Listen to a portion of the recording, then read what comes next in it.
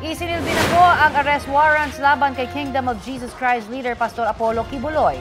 Bahagya pang nagkatensyon ng harangan ng mga taga-suporta niya sa Davao City ang mga otoridad. May ulat on the spot si Argel Relator ng GMA Regional TV1 Mindanao. Argel. Connie, Rafi, sabay-sabay na pinasok ng mga pulis ang mga property ni Kingdom of Jesus Christ founder Pastor Apollo C. Kibuloy dito sa Davao City kaninang umaga upang magsilbi ng warrants of arrest. Ayon sa minister ng Kingdom na ating nakausap, nagsasagawa ng devotional prayer alas 4 ng madaling araw o mga kasapi ng The Kingdom of Jesus Christ sa Buhangin, Davao City nang nagulantang ang mga missionary workers nang sa pilitan umanong pasukin ng mga pulis ang gate ng compound gamit ang hagdan. Saglit umanong nagkatensyon ang mga kasapi ng Kingdom at ang mga pulis sa gate dahil wala umanong pasintabing sinalakay ng mga pulis ang compound.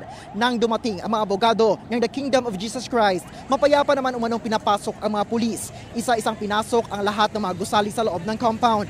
Ayon sa Police Regional Office 11, warrants of arrest ang isinilbi kay Kingdom of Jesus Christ founder Pastor Apollo C. Kibuloy at ibang 5 pa sa mga kasong child abuse, sexual abuse at paglabag sa Anti-Trafficking in Person Act.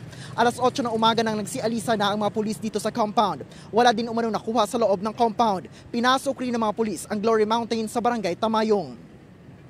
Rafi, Connie, sa ngayon ay hinihintay pa ang pahayag ng tagapagsalita ng The Kingdom of Jesus Christ. Gayon din ang pahayag mula sa Police Regional Office 11 dahil magkasanib puwersa umanong sumalakay ang mga pulis sa mga property mula sa Police Regional Office 10, 11 at 12. Connie, Rafi. Maraming salamat, Argel Relator ng GMA Regional TV 1 Mindanao. Kapuso, alamin ang maiinit na balita. Bisitahin at mag-subscribe sa GMA Integrated News sa YouTube. Sa mga kapuso abroad, samahan niyo kami sa GMA Pinoy TV at sa www.gmanews.tv.